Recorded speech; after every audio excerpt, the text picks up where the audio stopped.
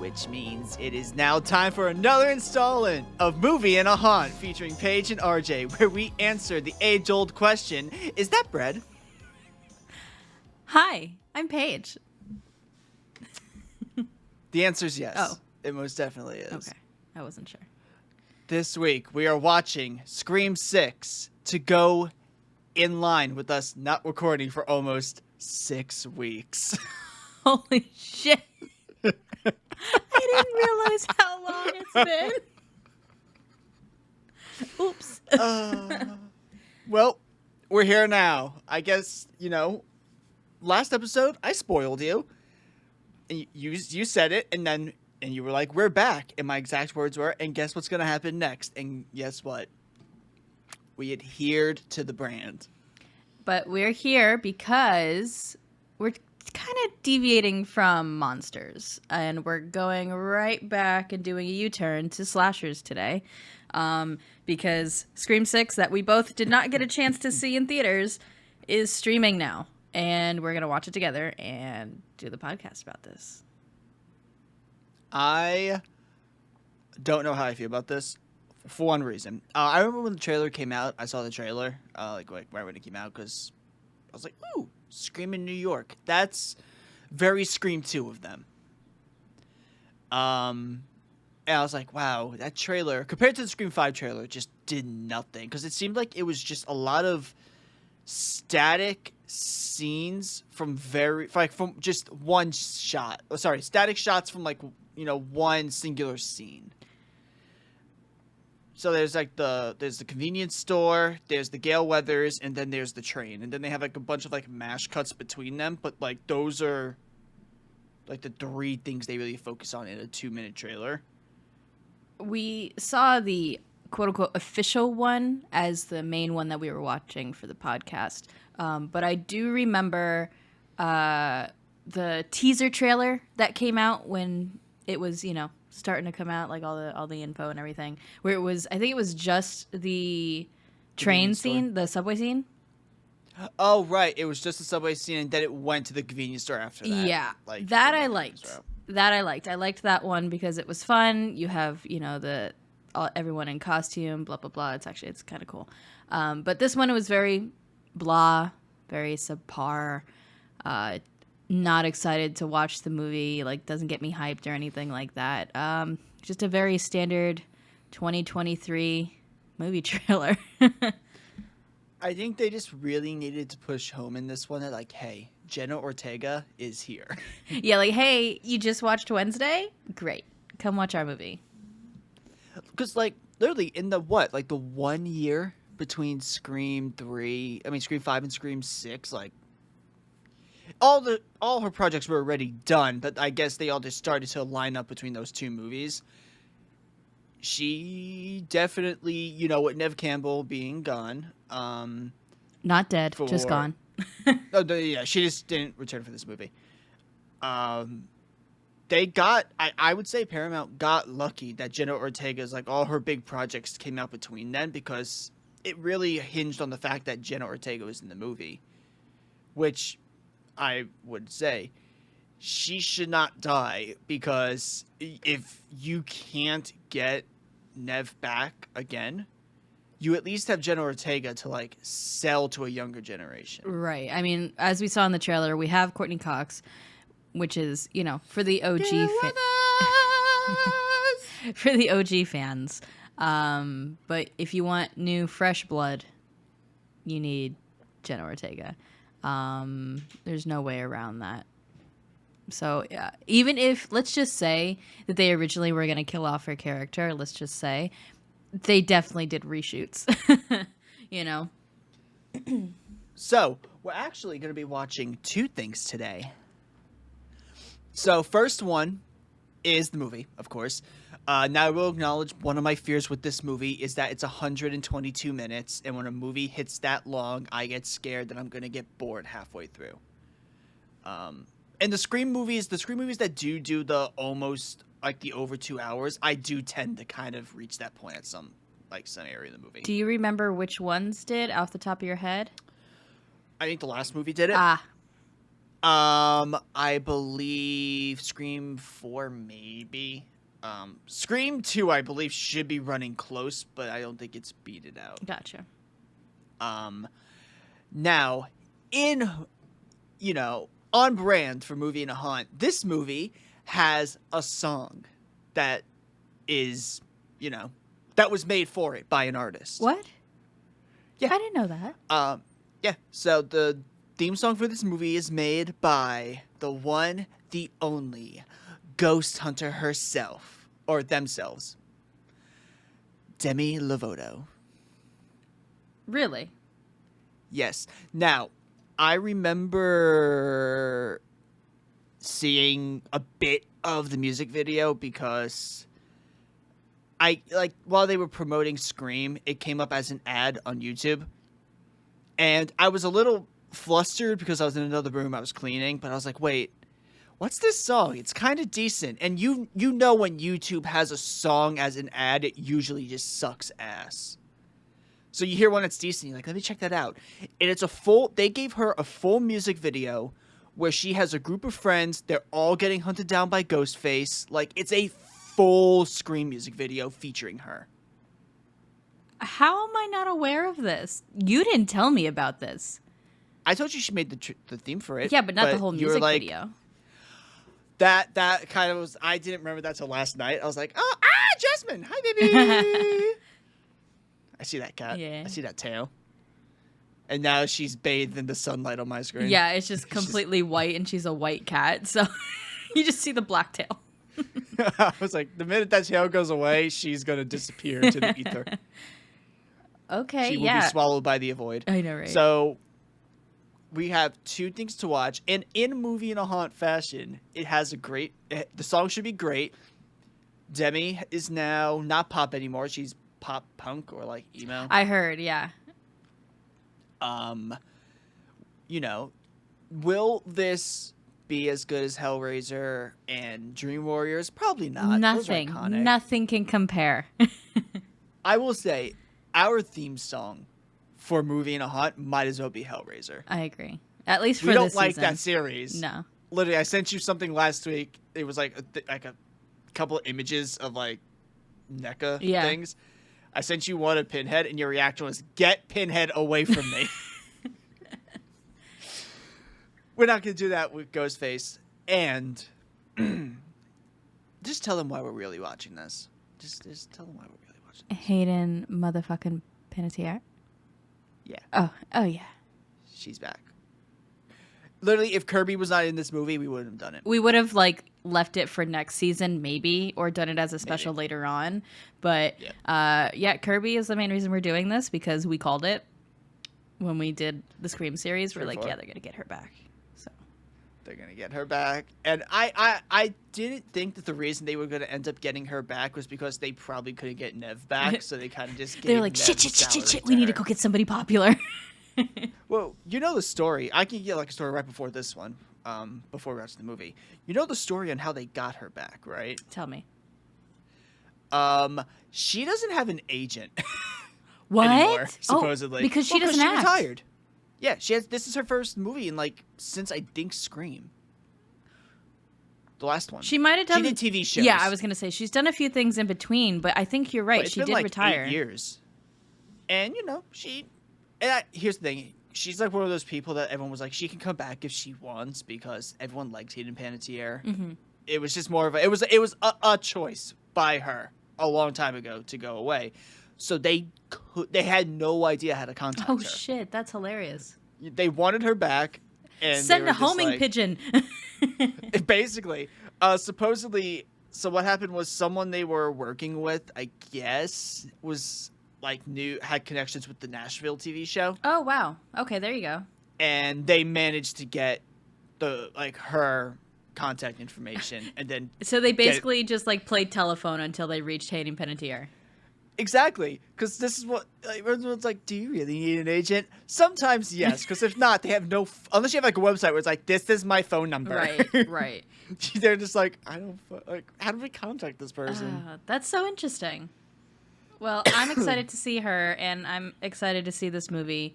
And are you ready to get into it? Oh, I am ready. All right, let's go.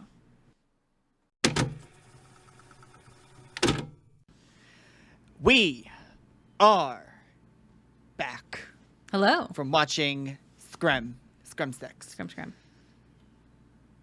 Taking place in my birthplace, New York. I will say, very accurate, how they had 4 locks on the door to make sure no one can get into that fucking place. Yeah. Accurate. Also, this movie, way better than the last one. Way better than the last one. Leagues and bounds. Also, Melissa, way better in this one than she was in the last one. Probably because she got more time to prepare this, you know? I was going to say, this basically confirms for me that she was like a last minute addition and she had like no time to prepare for this. Yeah. For the first movie, first 5. Tara was still great. Mindy, icon. Chad, I would like more if his name wasn't fucking Chad. I mean, I know it's on purpose. I know. But you're right. And I think the reason why I think this movie's great, if we removed Kirby out of it, because Kirby was great. Except her hair. Yeah. Her hair was not it. It got 80s hairspray. Yeah. The friend group, like the external friend group, was so much more likable. Outside the core 4? Yeah. Yeah. I agree. They were so much more. Okay, outside of the loser, the nerd. Yeah. I mean, he was supposed to be like, oh, yeah, you're definitely the killer. I mean, which is what they were all about. And she was right about it once. I liked Anika a lot. Yeah. I was sad to see her go so soon. That sucked. She was a really good foil to that group. And so was Quinn. Quinn was a good foil for Sam. Mm-hmm. But let's start with this movie. We start with who was probably going to be the original Final Girl character, Miss Samara Weaving. I'm so upset. I am so upset that we can't get her in a Scream franchise after this. I wonder how they got her back. Well, she was going to do it originally. It was just that lockdown made it so she couldn't get out of Australia? Okay. New Zealand? Her accent, it's either Australian or New Zealand. I just don't know which one it is. That really blows. However, I will say, this is one of the few times I've seen her in an American media where she was allowed to actually use her natural accent and didn't have to like force herself into an American one. Yeah, I was happy about that. I do want to say, I mean, I'm not surprised, but her death scream, it's great. Mwah. Beautiful.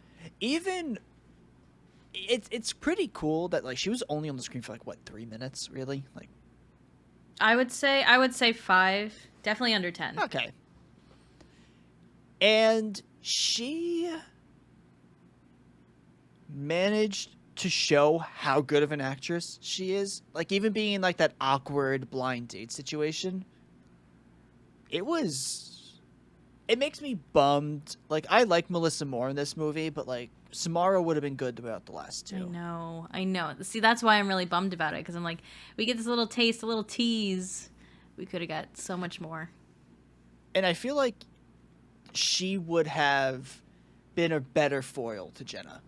Like, when those characters kind of go at each other, like, they have an argument, I feel like Samara would have been better at, like, carrying the arguments. It feels like, you know, the one thing I would say is Sam got better, but I still feel like a lot of characters have to carry Sam through the scenes. I agree. Hopefully that's not the thing for the third movie. Or if the third movie even exists, because everybody else is, like, super booked. Especially Jenna. Jenna's, like, hella booked. Yeah. And also the directors weren't really, like... Because the directors are the same people who did the last movie. They did Ready or Not. Made sense about how they got Samara so easily. They know her. But they were, like... They let out a comment a while back that I kind of implied that they wouldn't work on Scream 7, maybe. Which I think would be a big failure if they don't let them work on Scream 7, because I don't think these guys loved Scream. If you just bring a person to work on Scream 7 so you can just, make money off of it, it's going to be another Scream 3 situation. Yeah. It's just and you could tell, especially with this one, how much they love the franchise. Oh, yeah. So, Samara gets killed. Sad. Tear. And, like, the entire beginning, we're like, that guy's so familiar. And we're like, oh, it's Spider-Man dude. I did really like this because we haven't really seen that before. So we get the mask off immediately of the kill. And we're like, oh, shit. Okay. What the hell? And then he dies, plus his friend, who were going to be killers. I thought that was really cool. I was really bummed that we had to watch a snippet of Friday the 13th on the TV screen. It was so sad. I was like, it's literally the one movie we can't escape. Yeah. No matter what we do, no matter what we try. We can't escape that, and we can escape Hellraiser, but we can't escape Pinhead. That's true. That is true. I feel like until the end of time, we're going to be seeing that man. We're like, God, go away. Ugh.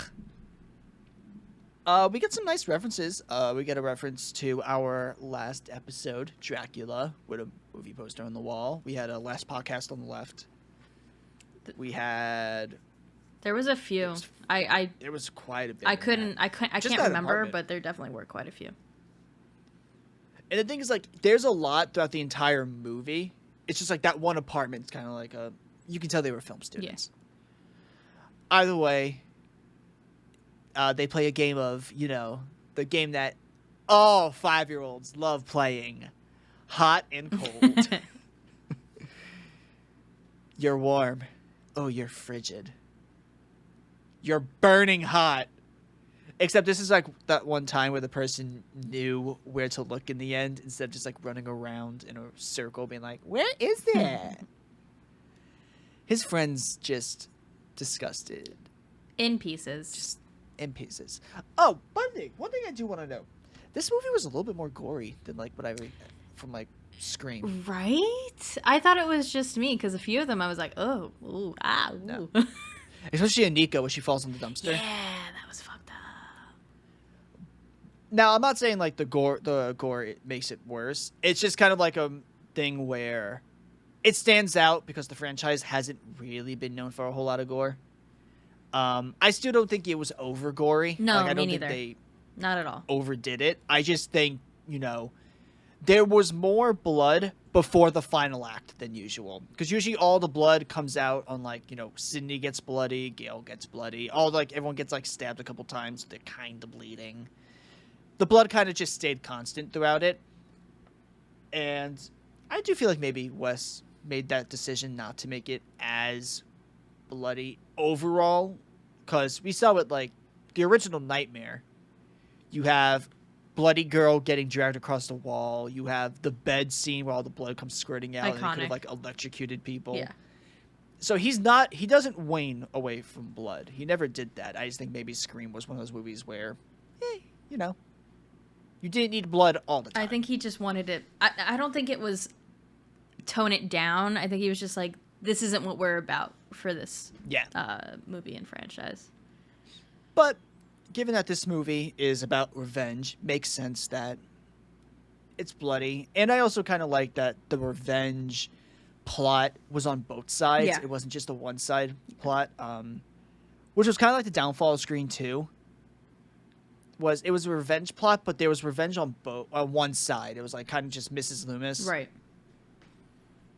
And then this movie, you have, every character is working for revenge in one way, shape, or form. You have the three, and then you have the police officer originally faking his initial revenge. You have Sam, basically just wanting revenge against the world for thinking she's the killer. You have Tara being like, kind of having two things of revenge. She wants like revenge in the sense of she wants to like get past it all. She wants to live a normal life, and she's upset that that's taken away from her. And then, towards like the midpoint of the movie where, certain people start dying, then she turns into because she's the one that's like, we kill him. Yeah, like, that's all we're yeah. gonna do. We're gonna kill him. So I do think it would be interesting if maybe Tara became the killer in the next movie as well, because she's definitely has a few of the tendencies where she's disconnecting herself a little bit. But I think the lesson that, you know, it was like a one line. I remember in Scream 5, it was a good. We noted like, oh, that's a great way to have Sydney go away. Was like, you know, do you ever get used to it? Like, and she was like, you will eventually. And this movie was dealing with, you know, the aftermath of trying. It's like the beginning stages of trying to deal with it. You know how Sydney in Scream 2, she thought she was over it, but she was still like kind of distrustful towards certain people. She, you know, if something set her off, it really set her off. But I still think she probably was stronger than Sam, because there's that like phone call at the beginning of Scream 2 when she does the caller ID. Yeah. Sam, I think, would freak out. Also, I like that they're like, Sydney, she ain't gonna be here. Sydney, she's taking her family and hiding. She heard about the killings. She took her family and dipped, but she sends her love. I do like how all the characters like in that scene are just like, no, makes sense. She earned yeah, it. they're like, yeah, she deserves it. And we were like, yeah, she does. She does deserve it. Accurate. Now we get introduced to our friend group. We love our friend group. We go to a party. We have Chad having like a weird southern accent for like one bit where he was like the cowboy. Yeah. It was very confusing at first. It was too. I was like, is this how he usually sounds? I don't remember this. I was like, I don't remember any They're of from this. California. And then, so I'm guessing, because when Tara leaves the party, she seems way more sober than she was at the party. So, like, was she pretending to be a little bit drunker than she was? It's possible. It could also have been that the events at the party kind of sobered her up, and plus they walked back to their apartment and all that. And I think the events and the emotions probably sobered her up. Yeah. Now, I love Quinn's alternate personality, also known as the ditzy friend. Sex positive. I loved her. Sex positive. She's sex positive. She was hilarious the first time you meet her. I loved her. She was great. I immediately fell in love with her character. I think the last movie, maybe Sam was worse because they had to put Sam in like the damsel in distress, and she was like, in this movie, sure, she was in like weird, like scary scenario, but she could like kind of hold her own. Like when she gets to the party and she's like, okay, I'm gonna tase you balls now. He's like, what? And then she does it. I'm like, okay, well it kind of fits more in line with like how I was figuring Sam would end up being. I feel like they try to make her too much of kind of like victim in the first movie. She just doesn't play the victim well.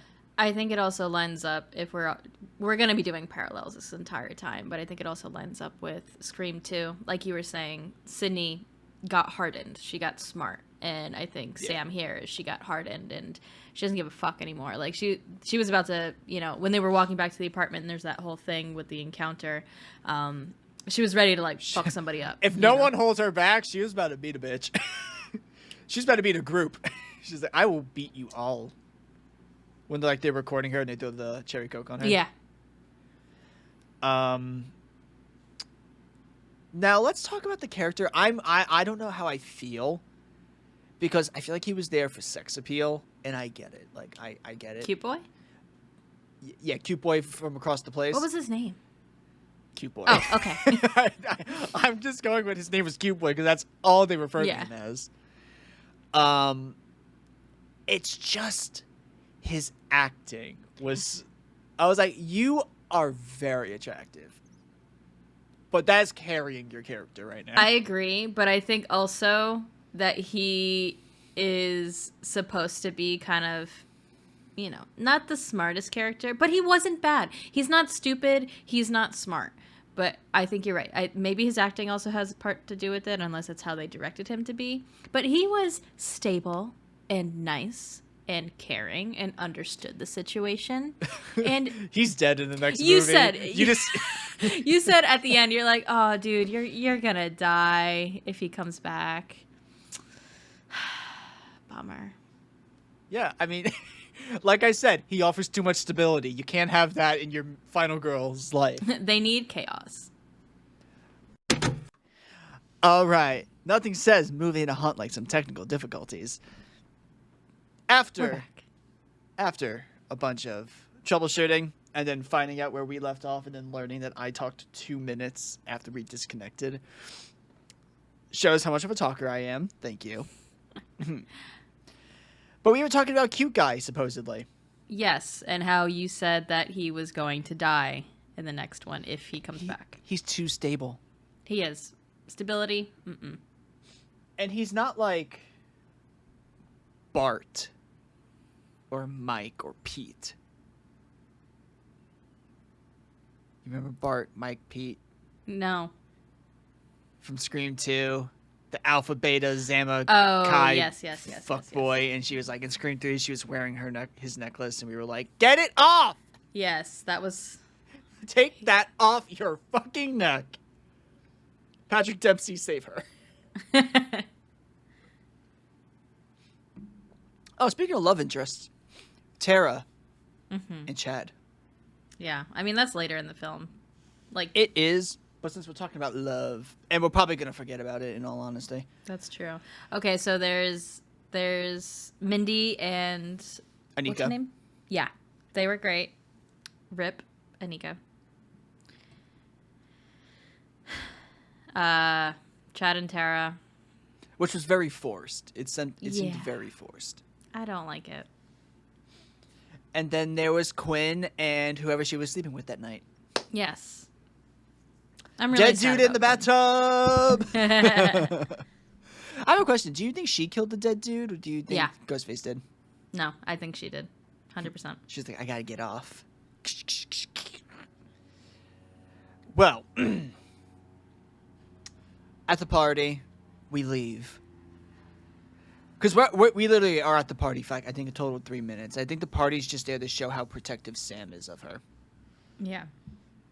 And then, she's like, I'm fine. And Sam's like, no, you're really not. Let's be honest here. We almost died. You got stabbed through your fucking hand. Where's that scar, by the way? Please. He stabbed her through her hand at the beginning of the last movie. Mm-hmm. She had some great doctors. She did. I think the weirdest part was when Sam's like, I gotta go away for a few minutes. So she walks away, and then she's like, makes out with cute guy. Yeah. That was very... my reaction wasn't, whoa! My reaction was like, is this in her head like a Mean Girls moment where, Lindsay Lohan's seeing everybody as like the animals in the mall? I kind of thought that she was just doing it like out of the whim, like just real quick, like, there's been this tension with this guy, I'm just gonna do it, and it's like, oh no, they've been doing it, literally. And then everyone else, when she admits, it's like, fucking called it! Yeah. Get that dick! Ugh. Either way, we get probably the best character in this movie. I'm not gonna lie. Every time he came on, I was like, this is a comedy. I don't give a shit what anyone says. The dude on the news who's always at the murder location. He's like so serious in the same angle, like same clothes and everything. I was like, this is an animated TV show. Either way, people are dead. Well, it's the first two guys from the beginning of the movie get caught. Yeah, the film students. And Sam's like, pack your bags. We're fucking leaving. And Tara's like, I go to school here, bitch. No. And everyone else is like, maybe you should. Yeah. I do enjoy that they're not stupid. The whole friend group is not like, oh, well, maybe it's just a coincidence. No, wait it out. Yeah. Ghostface memorabilia. Same class as you. Looks bad. Yeah. And then Tara's like, Well, I guess the cop. I don't really remember his name. Just Bailey, right? Detective Bailey. You're Yeah. correct. Bailey's like, say, Sam, I was about to call you. Well, no. Sam asks Quinn to call her dad, who is the sheriff, and then the sheriff's like, I was about to call you, and I guess her license was there. Yes. Which, how did you not notice that went missing? Quinn probably took it. Oh, right, they're in New York. You don't need a car in New York. Yeah. Either way, they're going, and Tara's like, I'm coming with you. And Sam's like, no, you're not. And he's like, seriously, this is when we want to split up? Like, this is the moment we're going to... I'm coming. And then we get a very confusing scene. Because, by the way, this movie had a lot more Jack Quaid than I actually thought there would be in this movie. Like, I guess they ripped stuff from, like, maybe he had a YouTube channel when he was, like, younger. Because that was, like, visibly young Jack Quaid at the end. Oh, yeah. It was very, very young.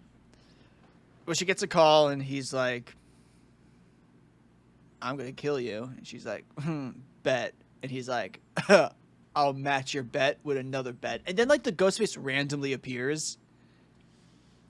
And that's what confused me. Was like, how the fuck did you not see the ghost face? Yeah. I mean, I guess because they were distracted by the guy that was coming forward, and then the guy came around the corner. They run to a bodega. And dude's like, Miss, there's a line here, and you have to get to the back of the line. I've been waiting. And then he gets killed, and I'm like, you deserve it, sir. For you being that person, you deserve it. Yeah, it was cool of the bodega guy, clerk, to shoot him. Trying to shoot him. And then other unrealistic thing, a one-handed shotgun shot. Oh, and it's a sawed-off shotgun? It's sawed off. Illegal? Yeah. There's moments, like, you know, I can forgive a lot of stuff, like them, like, you know, them not really reacting to the recoil of, like, their handguns. Mm-hmm. I'm like, okay, that's fine. It's a handgun. People can probably... I can suspend my disbelief for a handgun. But a sawed-off shotgun with one hand, and you didn't destroy your wrist in the recoil. I can't look past that. It got very distracting. And this bodega... Lots of blood, by the way. Yeah, this Ghostface was very stab happy. Like, he liked multiple stabs. Yeah, but what I've been liking recently, especially with the last one and then this one, the stabs are boom, boom, boom. Like, real quick. Yeah, they're We're quick not, like, stabs. Dramatic one stab. Yeah, they're quick stabs, but he gets stab happy. Like, it's not like a... Yeah. And then we get... So, we know that in New York, and I guess they're on the east side. Or the lower west side. I don't know exactly, because Gail's in the upper west. We learn later in the movie. That's where she lives. So I'm guessing they were lower west or east. I think they were down near Greenwich Village. Gotcha. Either way, in this borough of New York, we love Coors Light and Coors Edge. Yes. And again, Blue Moon. Again, scream back at it with their product placements. We've talked about it before. No surprise here. You know what's the most unrealistic thing about this entire movie? Everybody has an Android. Yeah, you noticed that too, right? Everyone has a fucking Android in this world. And I'm like, I have an Android. I'm the only one in the friend group who has a goddamn Android. Until I met your boyfriend. And I was like, oh, I got another Android buddy. Sweet. Yeah. Unrealistic. And like everyone has their phones in cases. And I'm like, no. This screams, we had a budget. These are the phones from the last movie, and we need to protect them with our lives. Yeah. Because we can't be paying another $1,000 for a fucking phone. Either way, Ghostface is like killing people in fucking public, I guess now. Like, that's his thing. It's like, yeah, that's just what bodega. They do. They sneak out of the bodega. Well, they don't sneak out. Well, They do. I mean, they do a distraction and they sneak out. I thought he catches them first, and then they throw the thing on top of him. They throw, like, the shelving unit. Yeah, but, I mean, yeah. Their acting was good off the bat already. Like, they were already really scared. You know? But they were doing good. Thank you, Tara. Sam was doing better. Sam was definitely doing better. Doing better, yes, but Jenna had the non-waterproof eyeliner and mascara. She was one more tear away from snotting, is the best way to put it. Like, girl, you overact. It's fantastic. I love it. You're in a slasher and you're overacting. More props to you. Hey, you know what? Go Do love. It. Yeah, 100%. I feel like in 10 years from now, Jenna's going to be known as, like, up there with, like, Nev and Jamie as, like, the Scream Queens. Like, she's going to be put into the Scream Queen category with them. I agree. Okay. So they run out, and Ghostface is like, fuck! So he runs out the back. And I guess, you know, since it's later revealed that one of the killers is a cop, you can kind of block off that area. Like, you can have make sure people aren't stationed in that area. So I kind of get why maybe it was easy for that Ghostface to get in and out because of the way this had it planned. We get... here's the best part. Here we go. Jiggle our titties around for this one. We get to the police office. And, you know, he talks to Sam and Tara, who gives a fuck. Plot. Whatever. something. Good part. And then they go, the FBI's here. She's from Atlanta. And we're like, Kirby? And she appears. Well, I didn't know. Did you know that Kirby was part of the FBI? Yeah, I do. I knew that. Fuck. I know that fact. Oh, I didn't know that. So I was like, I wonder who this is. Is it Patrick Dempsey? But that's why when it was revealed, and I was like, ah! I bet you any amount of money, if Cindy came back in this movie, they would have had Patrick Dempsey instead of Kirby. Yeah, well, if he wanted to. I could see him probably being open to it. But now, the weirdest part is where Sam goes, Kirby? And we're like, I was like, hold on, what? Wait. Are they pen pals? Are they like, we're Woodsboro survivors, we're pen pals now? What? No, they went to high school together. I'm like, also, okay. Unrealistic. There's no fucking way that a senior remembers a goddamn freshman. No, never. No. You don't even converse with freshmen. No. The lowest you're willing to go is a sophomore, and those are exceptions. Especially if Kirby's 30. Like, no, we're not doing this. We're not remembering. I was like, wow, great. Nice way to, like, forcefully put in this. Yeah, I was like, we don't need a connection. We truly don't. Listen, they're both going to be part of the same fucked up group by the end of this movie anyway. So exactly. We don't need to know that they knew each other beforehand. Right. So she's like, I study Ghostface. I've been on this case for months. It's like, I think the cool thing was she wasn't on Ghostface in general. She was just looking at the two guys who were killed at the beginning. Those were like the two people she was really keeping an eye on because she kind of fished them out as a little sus.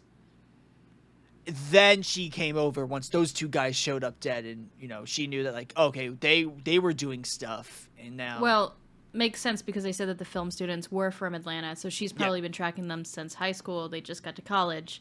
Makes total sense. Yeah. I just like that they weren't like, oh, she heard of Ghostface, and she was, like, running. And it was like, no, she kind of had... She was already doing something that would later be associated with this for months before this movie even started. Right. So that was nice. So she's like, well, I'm FBI, so, you know, let's keep in touch. And police officer dipshit, you're off the case. That's what she says behind the scenes. Basically. And then, while they're leaving, we get Gail, mother, fucking weathers. And they let her keep her very bright outfits. Loved it. I was like, keep doing it. Keep doing it. We get interaction, and Sam's like, I'm a bad bitch, I can punch you. And Gail's like, ha, too iconic. No. And then Tara's like, but I am bad bitch enough. Yeah. Don't you get it? Great. I'm Sydney. That was great. That was so good. And then right after that happened, I told you, I'm like, yeah, she's Sydney now. She's Sydney. Love it. They gave her the Sydney outfits too. Mm-hmm. And then they talk. She's like, someone was gonna write a book about it, and I'm like, Gail, just being Gail. Oh yeah, like stop. No, they weren't. You're the one who's gonna write the book. Come on. You were gonna like, I'm gonna write this book in memory of Dewey, and like tell people how amazing of a human being he was, and then she's just like, Sam's a fucking bitch. It's so on point for Gail though. That's her character. I know. She's horrible. Oh, I love her. She's the worst. I love it. She's the best. She's the worst. She's so crazy. Love her.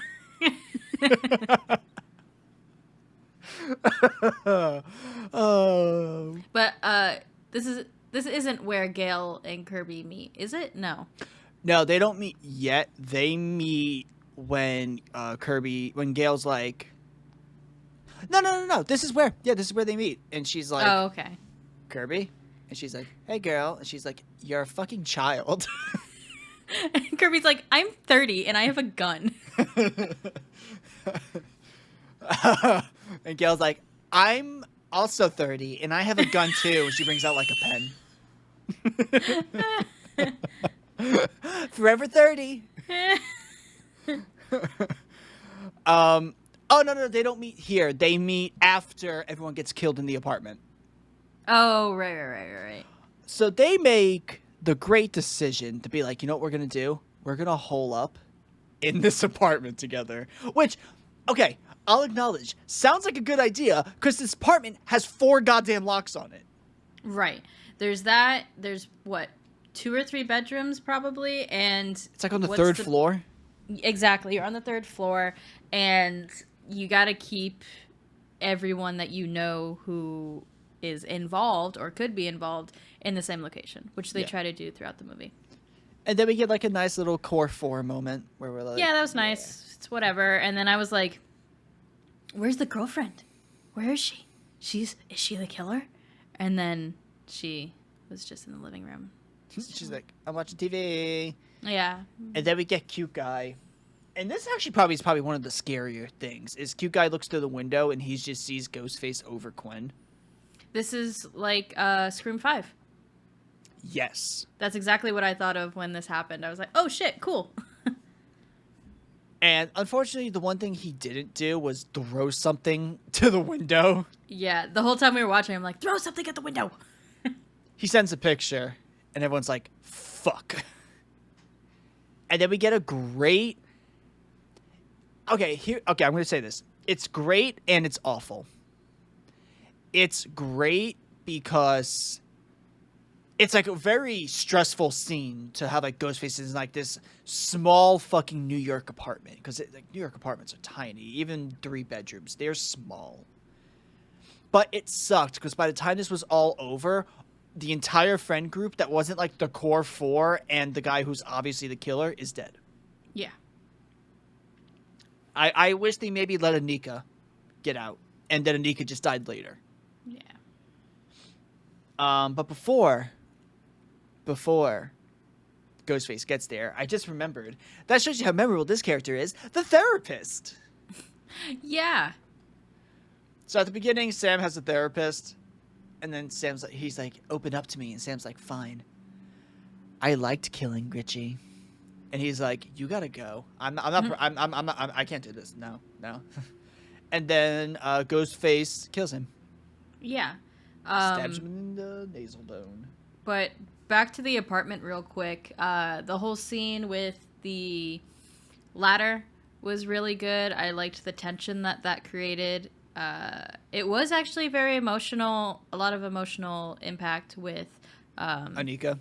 Yeah, it was really, really good. I was upset about that. And made me care a lot more than I thought I would, with just a side character that we haven't really had much interaction with. So that was nice. Now imagine if they let this side character live like another 30 to 40 minutes so they could develop her a little more. Yeah. Her death was brutal. I know we talked about it a little bit before, but oof. I was like, oh yeah, she's going to fall up and crack her neck. Nope. On the dumpster. I'm like, ooh, God. I think the saddest thing was... Like, I think the reason why Anika was like, it was like a really sad thing when Anika was A, she protected Mindy, and that's how she got stabbed in the first place. But B, you can tell like the character. She knew she was going to die, but she didn't want to accept it. Like she knew what was about to happen. She knew she wasn't getting out of there alive, which is why she told Mindy to go first, but she didn't want to accept that she was going to die anyway. And I think that's what makes it sad, is that she didn't accept it in the end. And it was a sacrificial type of thing the whole time, and that was very well done. I did like this. It was a good it's terrible to say, a good death scene. I will acknowledge, I do think if Anika went first and then Mindy, they would have all got over, because Mindy got over really quick. Yeah, with her fucked up arm. Yeah. Or you know what you could have done? You could have, hear me out, let Sam go last since she didn't get stabbed. So if he threw the ladder off, she can at least hold on. She can hold the ladder and go down. Like, she can break her fall with the ladder. Because the thing is, a good thing with a ladder is if he throws it off, she can still... Like, sure, her knuckles would get fucked up because it went against a brick building. But no, Sam has to go first because it's all about Sam. Just like how Sam held a person back from checking if Quinn was okay. Sam's not a good person. No, she's not. And I think that makes it... They've been making it clear since the first... the last movie. This movie, she's also not a good person, in a sense. And we'll see what happens next time. She's like... The best way I can put it is she's good to Tara, and that's it. Yeah. Like, she's only good to Tara. Yeah, I agree. All right. Technical difficulties round 2 has been solved. Round 3, looking more and more likely at this point. So, everybody's dead. Welcome back. People are dead. And then Gale Weathers shows up, and she's like, cops? I've been doing your job for you, because I'm Gale motherfucking Weathers.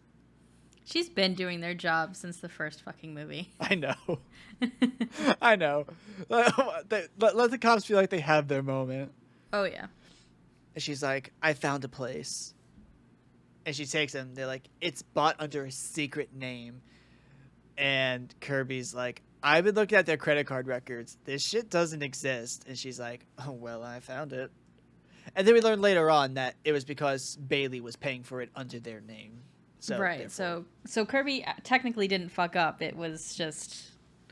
I like how Bailey was even like, I swear, that Gale motherfucking Weathers. Yeah. She's really good.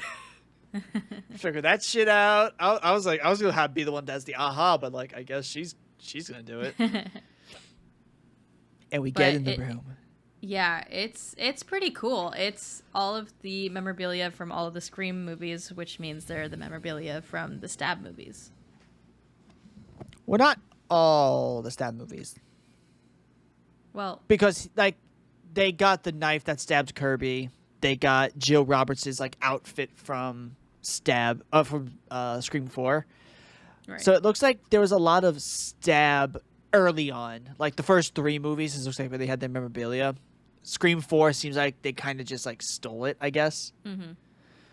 And Kirby's like touching Jill's shirt, and I'm like, yeah. Think about the franchise you two could have had together.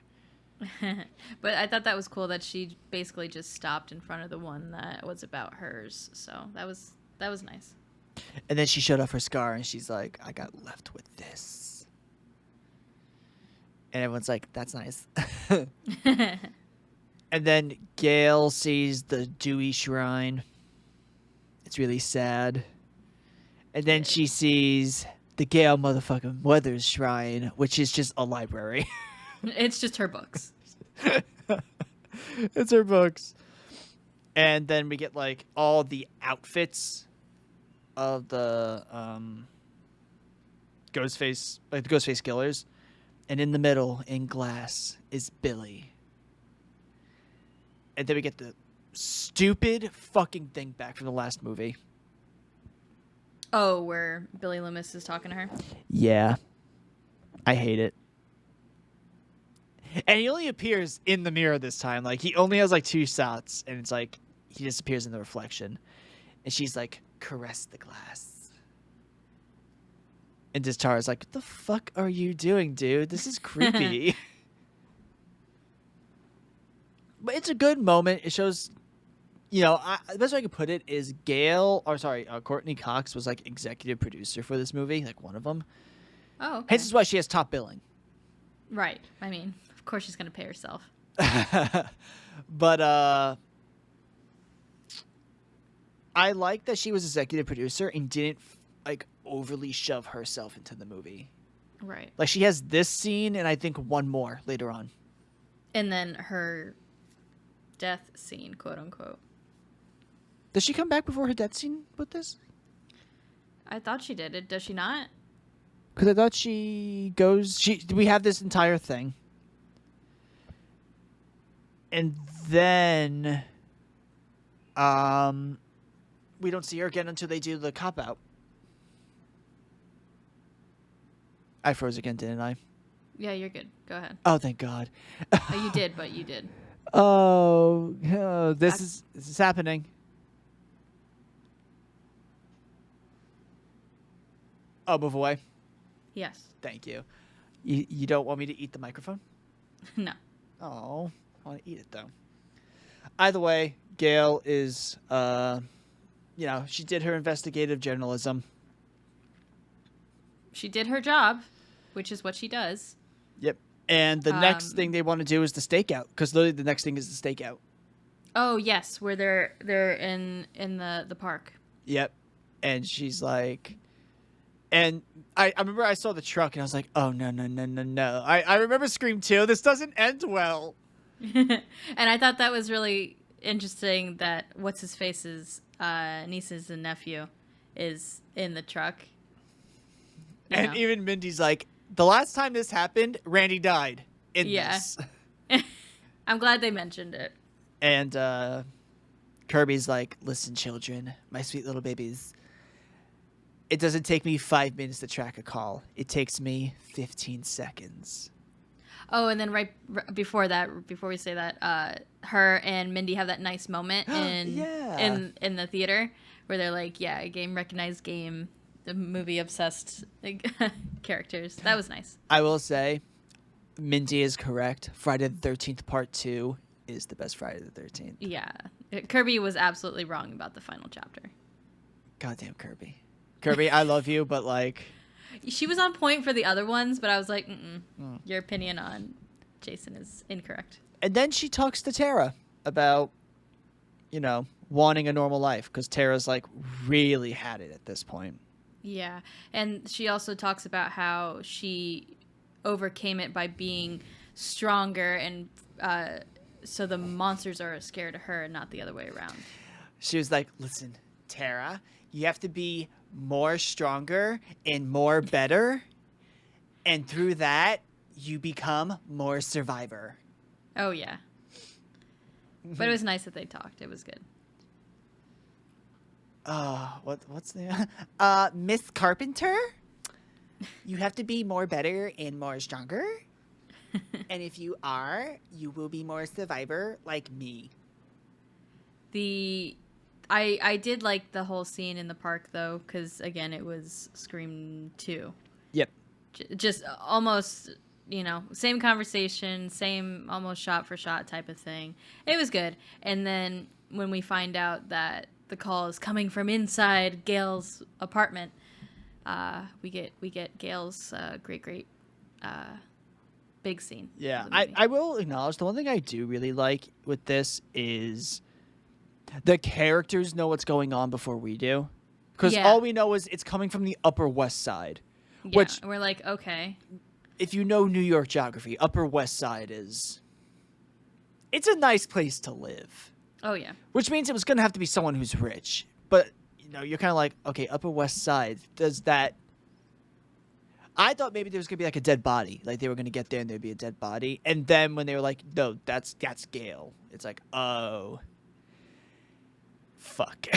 Yeah, I was like, oh, shit. And Tara's they also like, had this... we don't have time for this. Get in this cop car. We're stealing it.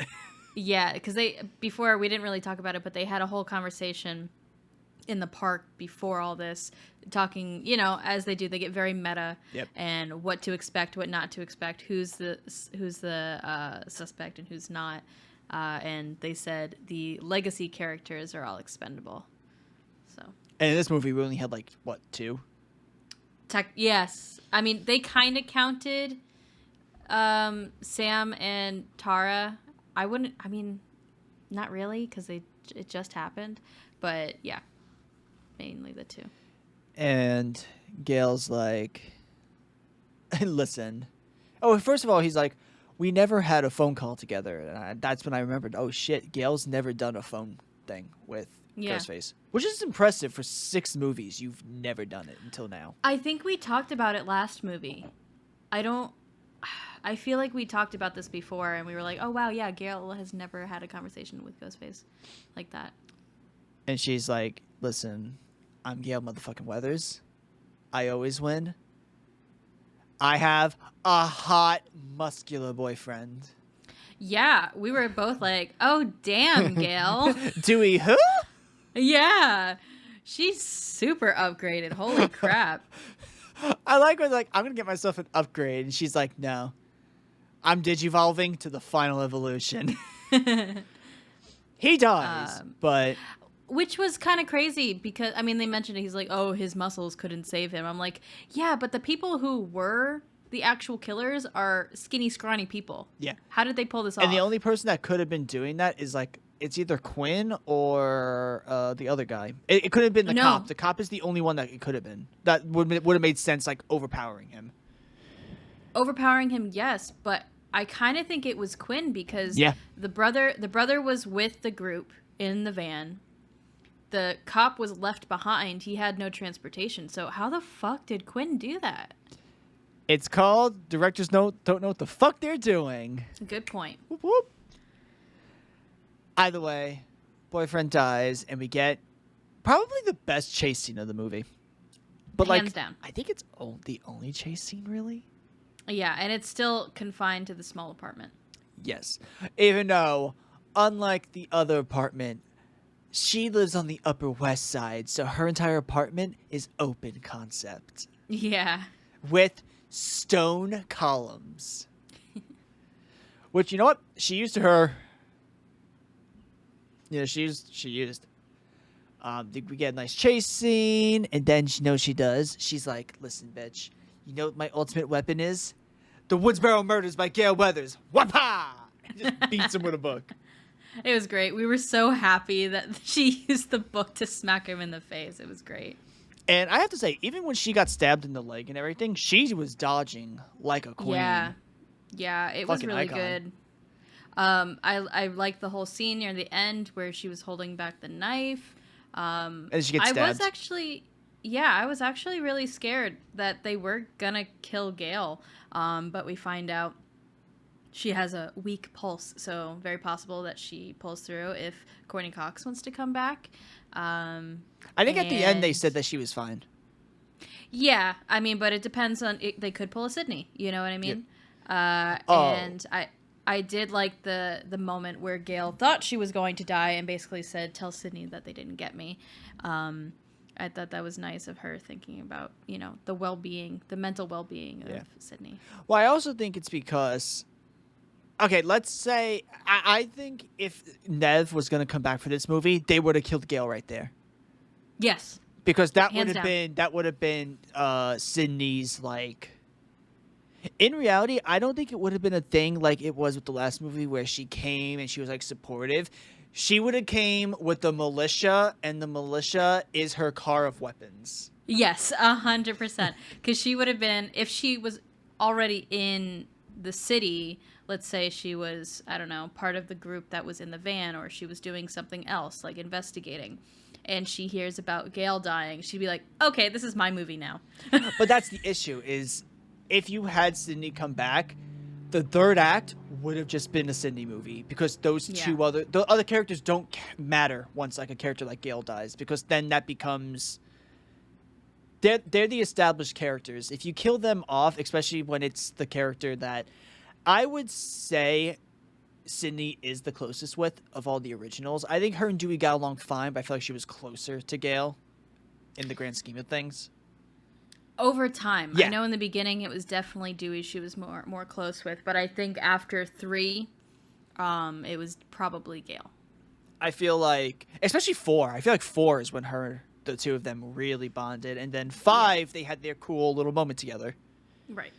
So I feel like if they killed Gail there, Sydney would have been like, you stay in the van, I'm gonna go beat 3 bitch asses real quick. Yeah.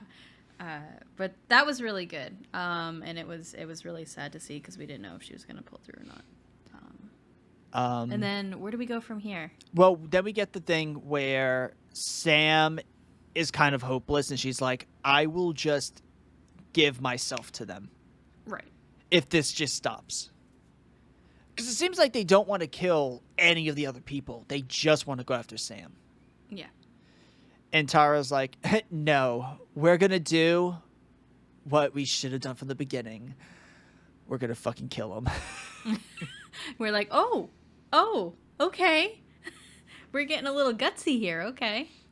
And then we get, there's the whole, we'll hole up in the shrine area because there's cameras. They'll know we're there, and that's how we lure her. There's good security there, all that good stuff. And they're like, great, we're all going to stay together. Let's go to the subway. Yeah. On Halloween night. Subway on Halloween night. Because the cop dad is like, yeah, travel in public places and get down here. And we're like, okay. So they do. And everyone's dressed up in the subway. We get basically any major horror movie character you can think of, which was fantastic to see. I loved it. Mindy and Ethan get separated. Oh, yeah, that's his name, right? Ethan? Yeah. Okay. They get separated because in New York, fuck your feelings and fuck you. We've got places to be. We don't give a shit about you. I will walk through you if I get to my goal. So they go on the train behind. Again, unrealistic. The next train's 5 minutes away on Halloween night. Bullshit. Not happening on a Halloween night. Regular night, not even. Oh, I guess I should also note right now, cute guy is part of the group for this time. Yes. He comes in to be part of the group. We also forgot to say that he's also still very good. He's very chill. He tells Sam after the apartment scene where, Quinn, quote unquote, dies and everything, all that. Don't trust anybody. Happens. Do not trust anybody. Do not trust himself. Do not trust anyone. And I was like, oh, wow, he understands. So he's a himbo. He's kind of stupid, but not, and caring. Yeah. And it comes back in a little bit where he goes, when she goes, you have to go. And he's like, no. And she's like, you said don't trust anybody, even you. And he's like, fair. Fuck me. I did say that. He's like, you're right. So, and then later on, just to wrap his story up, he comes back at the end and he's like, oh yeah, I checked with Mount Sinai, like, spoiler alert, Mindy's fine, Gail's there and everybody, blah, blah, blah, and I got the cops. And I'm like, oh shit, he's useful. He knows the proper procedures! But we're on the train, so there's 2 things. There's the train with the cameos, which is the one that, like, the core group is on. Yeah. There's, like, Miss Midsommar. There's the Babadook. There's Freddy. There's Jason. There's Jigsaw. There's Hellraiser. Grudge. There's Grudge. There is Michael Myers was ever so quick. He was probably the quickest one. There's the character that Samara Weaving plays in Ready or Not. Yes. In the wedding dress, or I Which guess was she's called the wife, maybe. Yeah, the wife. I think you're right. But she's reference to her is there. We have a bunch of Ghostface, of course. Was there any like big ones we were missing, or was it kind of like those are the ones we noticed? I don't think so. And then with the Ghostface, we would get intercuts with the second train and the main train where, oh, they're going to get stabbed. And then the guy just gets off the subway. And then we go back to Mindy and her Ghostface, which is also interplaying with Ethan because he's kind of farther away from her because she's like, fuck you, which she was right to do. Is getting closer and closer to her, which was really cool. The only other thing that was very unrealistic was that every time it went dark during the subway ride, the people in the car were like, whoa! And I'm like, no one reacts like that in New York. Stop it. No. Are these all like college students new to the city? Like they just came like a month ago for starting college? I think the best part was like Mindy knew that was Ghostface. Like the way he was like this, like it was Quinn. We all know this one was Quinn, but like the way she was disappearing and reappearing, Mindy was like, "Fuck." Yeah. That's oh great. So I'm gonna back myself up against the window, which was that's the hardest thing was if that was a good idea or not. I think it was because where else is she gonna go? Well, because if you stay in a group of people, if you get attacked, it's gonna get noticed. Yeah, but I think also she was just really scared. Oh yeah, she gets stabbed again. Pretty brutal too. I love how. Oh man, I think the best one was when they're in the hospital together the first time, and she's like, "I don't want to get attacked again. I don't like this." And I'm like, "I get it, girl." But her scenes were good because when they got out of the the subway, she's just like, oh, I got it wrong again. Fuck this franchise. I legit think she's gonna get it right in the next movie then. Yeah, like all the stuff then she'll die. So in order to follow the rules, she has to get it right and be there for the final monologue, because she did know at the end of the movie she was never there for the final monologue again. Very true. But also, I don't think they would kill Mindy. It would be nice if they didn't. I really would like to keep her alive. I don't think you would kill your only gay character. True. That's true. We'll get a lot of flack for that again. Like, you would kill Chad before you kill her. And also, she's like the fan favorite. Yeah, which Chad, we'll get to it, but that guy, I think all his 9 lives are gone. Do you remember how in Dragon Ball Z Abridged they go, power levels are bullshit? Knife stabs are bullshit. Yeah, apparently. This dude gets stabbed by 2 Ghostfaces at the same time. Like, and they're just trading blows. Let's go to that, actually. Let's go to... Well, when we get to the place. Yeah, we'll just do it now. So everyone gets to the place. Kirby is like, okay, I'm the only one with the gun because I'm a cop. I'm like, you know what? True, because if anyone else gets a gun, it's murder. She's like, and I locked us all in here. Yeah, I have the key. I have the gun. And then they have her slink off away from the group to be a red herring. And we're like, no, I don't believe it. I don't believe it. You can't red herring. You can red herring Sam better than you can red herring Kirby. Yeah. What happens after that? Well, after that, we get a brief split of characters. We get Sam going to the Billy Loomis glass, and she takes the knife out of it. Mm-hmm.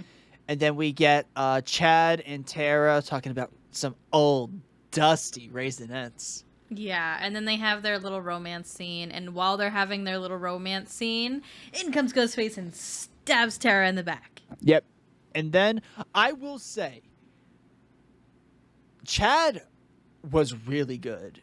Like, he was. With, like, in that scenario, he not only beat the shit out of Ghostface, but, like, he dodged very well. Yeah, it was really good. Probably this was also a decent chase scene. He beats the Ghostface with a camera. Yeah, that was awesome. The only thing I remember was the camera, and I was like, the boom, and all I was like, did you get that on film? Yes, I got that on film. That's all I can think of, because that's my favorite line from Scream 2. I kind of wish that someone had that as a line, like, get this on film, bitch, and then, like, hit him. Oh, that would have been nice. I would have. That probably would have made this movie a 10 out of 10, just for that one line. Absolutely. We get a nice little chase scene. Tara gets stabbed, and then I believe she gets slashed in this chase scene. Yes. And then Chad gets, they have a little fight scene. Chad gets stabbed.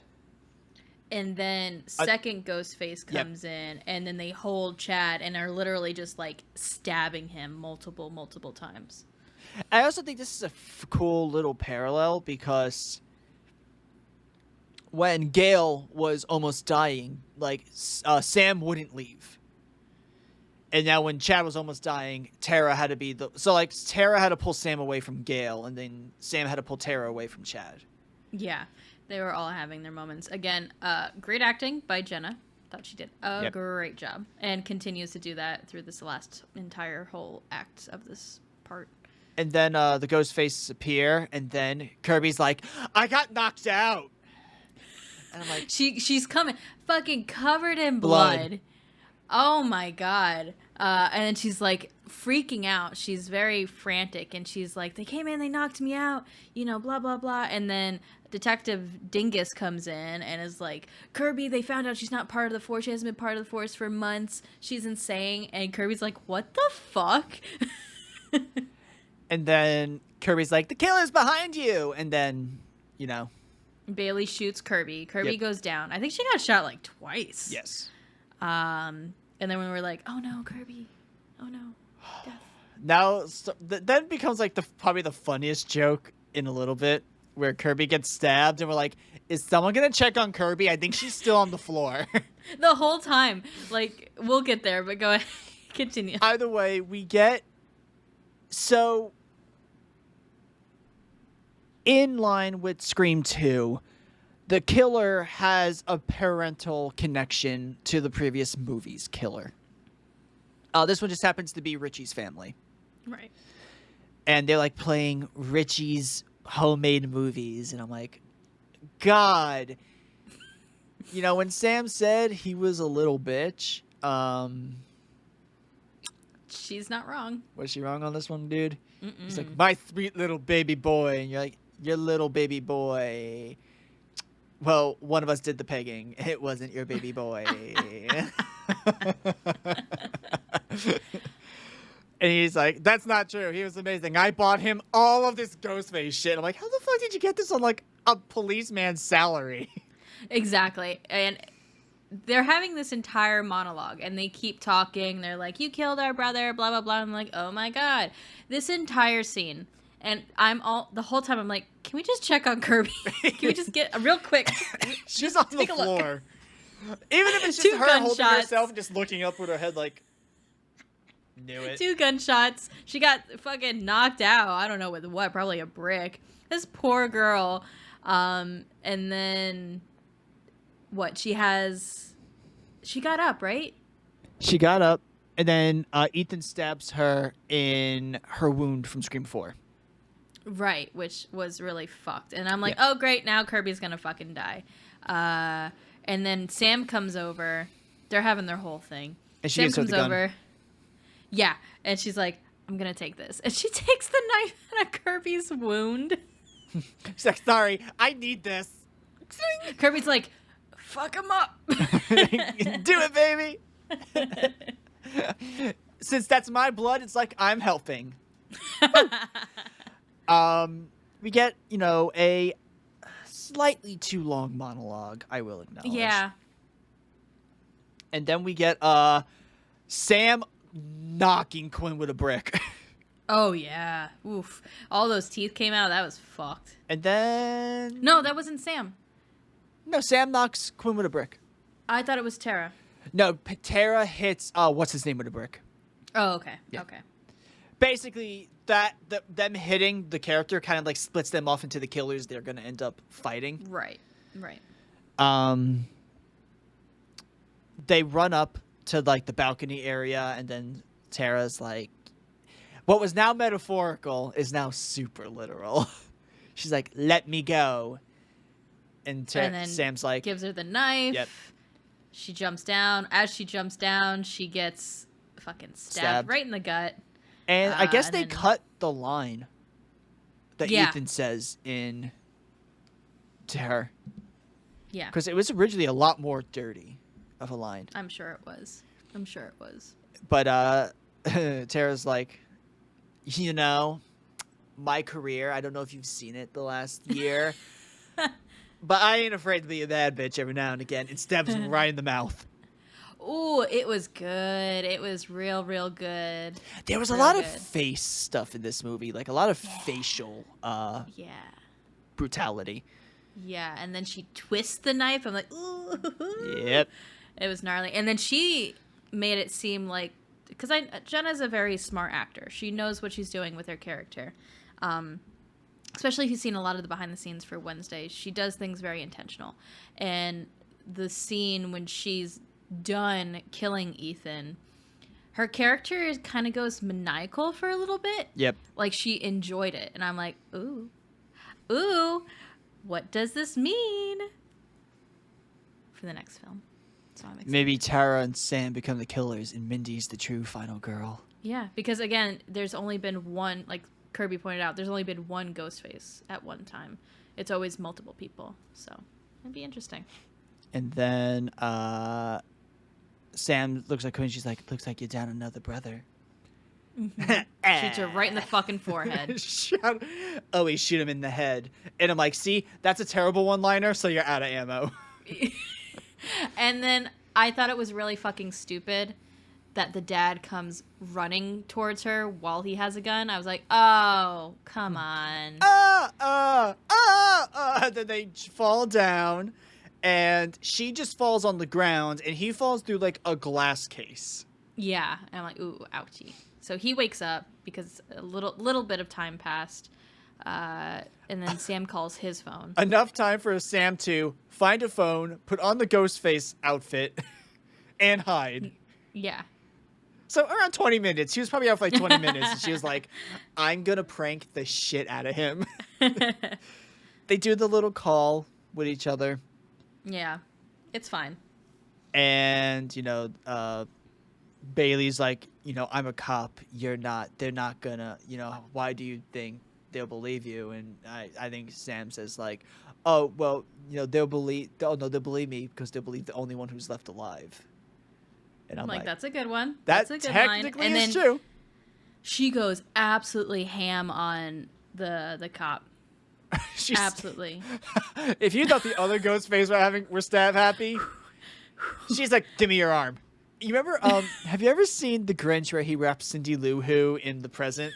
Yeah. Just imagine that with a knife. It was brutal. Can you use your finger for a second? But it was really yikes. And then she was gonna go in for this big final kill. Tara's like, yo, what the fuck you doing? And then she's like, no, you fucked with my family, and then stabs him through the eye. Another face thing. And then he dies. And then they're sitting there and they're like, we should. They start talking.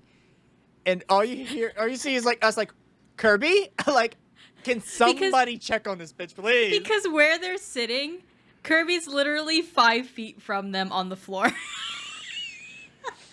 I was like, please, somebody, check her out.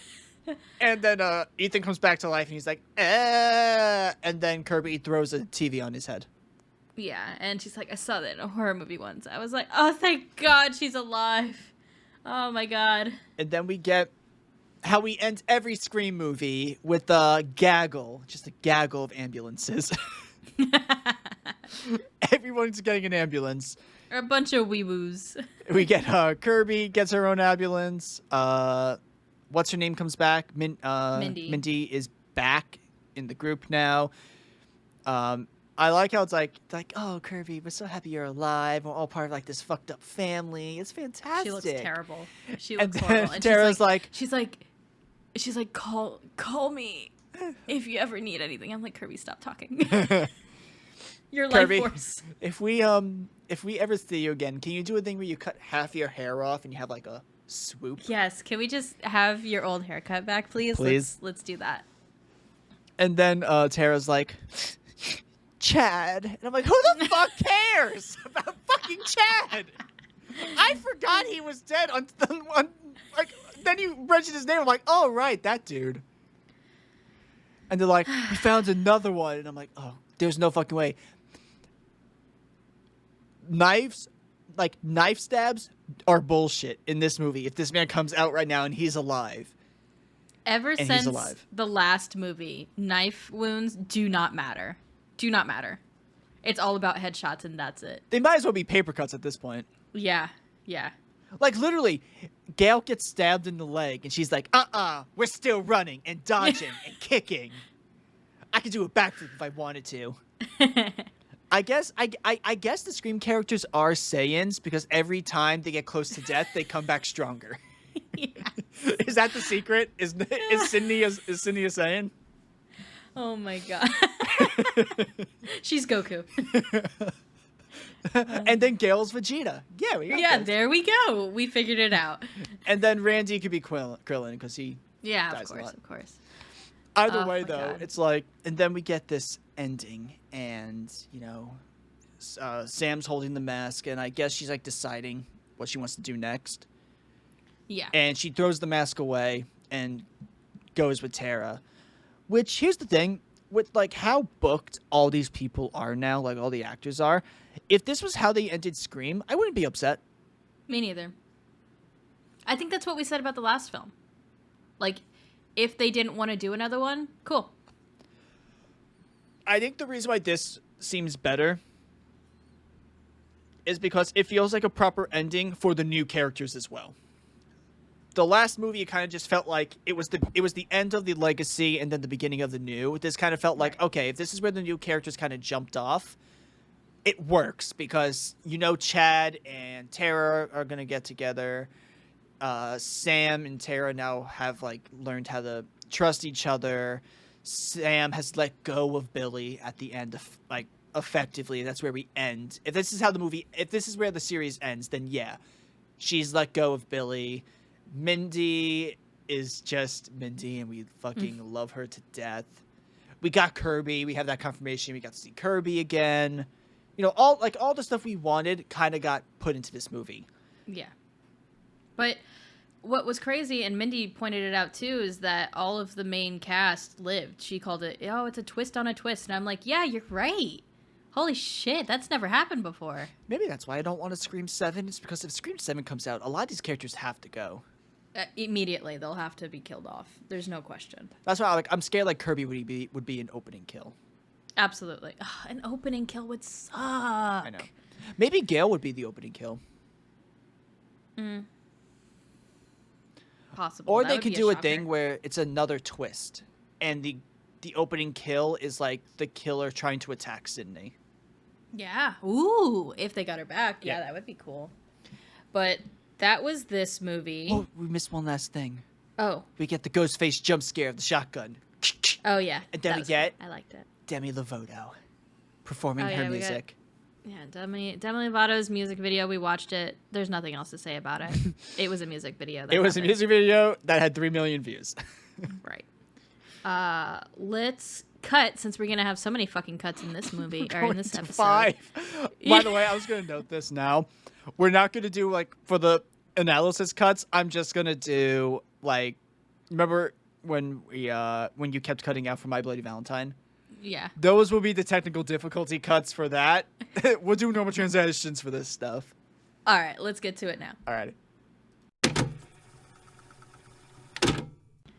Okay, so I straight up really liked this movie. We definitely mentioned it in the beginning, but I think this was better than 5. All the characters were great. The twists were very good, original twists. I I was spoiled before we saw this movie about one of the killers, so I was like, oh, okay, I wonder how this is gonna go. But I didn't know about the sister and the dad, so I was like, oh, that's really cool.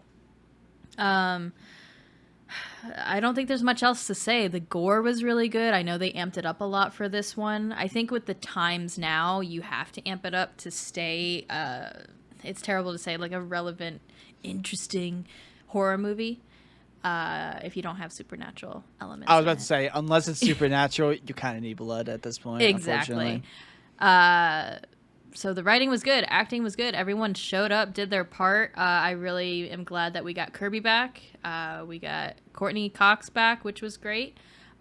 Really fucking upset that Samara Weaving is dead. That was a nice tease, though. Overall, really enjoyable movie. I really enjoyed watching it, and I'd probably give it an 8.5, 9.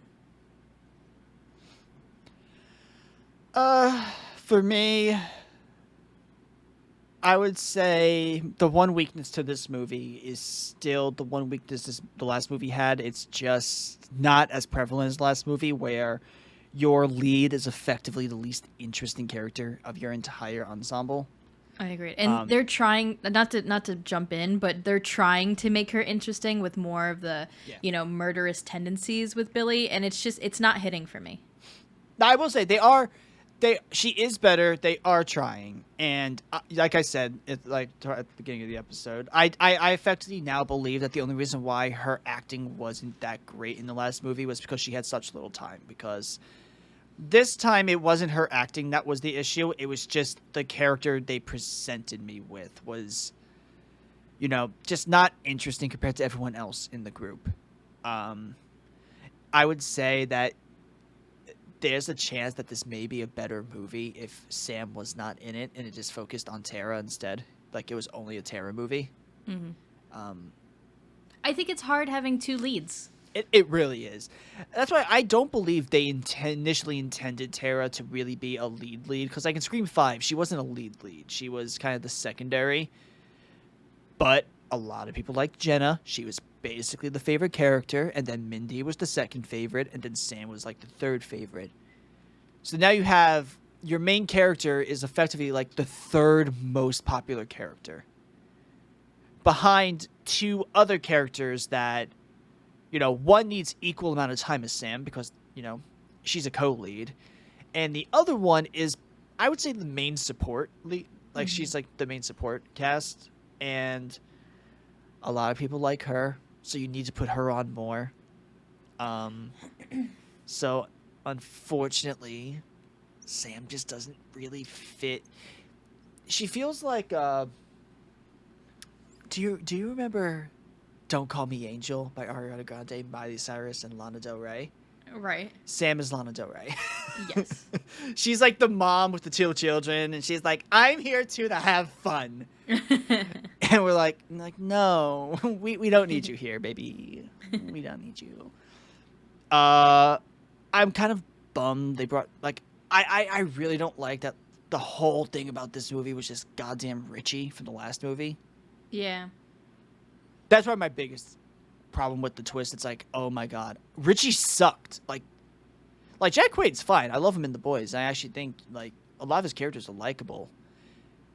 It's just that Richie sucked, and you attach the main motive around the character that sucked. However, gore was good. Prosthetics were weird. It felt like whenever there was a character that had to have a scab out, it was not covered correctly, so you can see the edges of their prosthetic. The best way I could put it was like in the theater when Sam had a cut on her arm, and you can very obviously just tell they just put a prosthetic on her arm. It felt like the minute they were allowed to really gore it up and kind of do quick shots, it looked great, but if they had a stick on it, it was like, eh. You could definitely tell probably not enough time went into the prosthetics that were going to be on the character full time. Story, way better. Way more cohesive. Way less... I will say, the last movie, I don't think broke 2 hours. I don't think so. and it felt like it was 4 hours. Like, we were falling asleep. I remember I had to lean back in my chair to, like, maybe find a comfortable position because I just was not having fun. It was boring. Yeah. This movie was 2 hours. Like, genuinely, it was a 2-hour movie. And I remember we were in the last 20 minutes, and I was like, oh, shit, we only have 20 minutes left? Yeah. You know, I was kind of just like, oh, man, I hope this goes on longer because it really... They did the good thing of having the characters meet Ghostface like 30 minutes into the movie. Mm-hmm. Yeah, I checked when we were when it happened because I'm like, okay, when are we starting?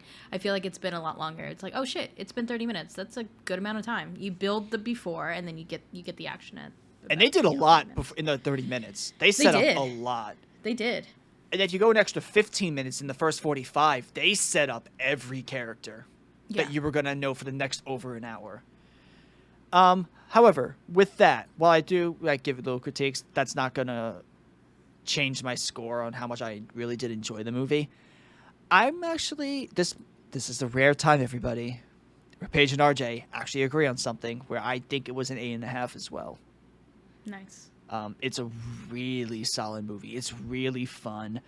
It's one of the rare horror movies that is good to watch alone, good to watch with friends, and they both be equally as fun. It's very rare, especially with all the movies we've been watching over the last almost 2 years. Mm-hmm. It's very hard to find a movie that you can watch alone that doesn't get boring. So I give this movie that level of credit. It felt very much like an old Scream. Yes, which is really, really good to feel. And I don't know if I mentioned it. I think I mentioned it off camera. I don't know here, but you could tell that the directors and everyone involved really enjoy the franchise and know what makes the fans happy. And it really showed, and I do appreciate the attention to detail for a lot of it. And slight fun fact, the reason why this movie, because this movie came out quick. This movie came out a year. The script was written before Scream 5 came out. Oh, shit. So they had was things already planned. set. Yeah. Oh, fantastic. However, Scream 7 doesn't have that, and with the writer's strike and everything going on, it's probably going to be 2025, 2026. I'd say 2025 at the minimum until we see Scream 7, if there is one. If and when they do it. I mean, however long this writer's strike is going, it could really, really affect production. And it could be iced for even longer than that. Who knows? Yep. So, I hope I would like to have a Scream 7 because I think they did a great job. But I'm totally happy if this is the last one as well. Absolutely. I totally agree. Now, I know what you're thinking, everybody. I thought you guys said you were going to do Cocaine Bear this episode. And we were. But then we were like, Scrim. And I was like, yes, Scrim. So then, we're going back to Cocaine Bear. we are actually going to do Cocaine Bear next, promise. And then I'm just gonna put in the cards right now. You know what comes after Cocaine Bear? What? We're gonna watch Evil Dead Rise. Let's go. I'm genuinely excited for Evil Dead Rise. Like, that movie, Same. I want to see. Same. But until next time, thank you for listening/watching. We are Movie in a Haunt on YouTube, and we are Movie in a Haunt on Spotify.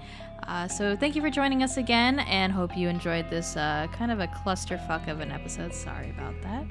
It is we just went back in time, baby, to OG Movie in a Haunt, baby. So again, thank you, and we'll see you next time. Bye. Bye. Kill, not a sign of a human.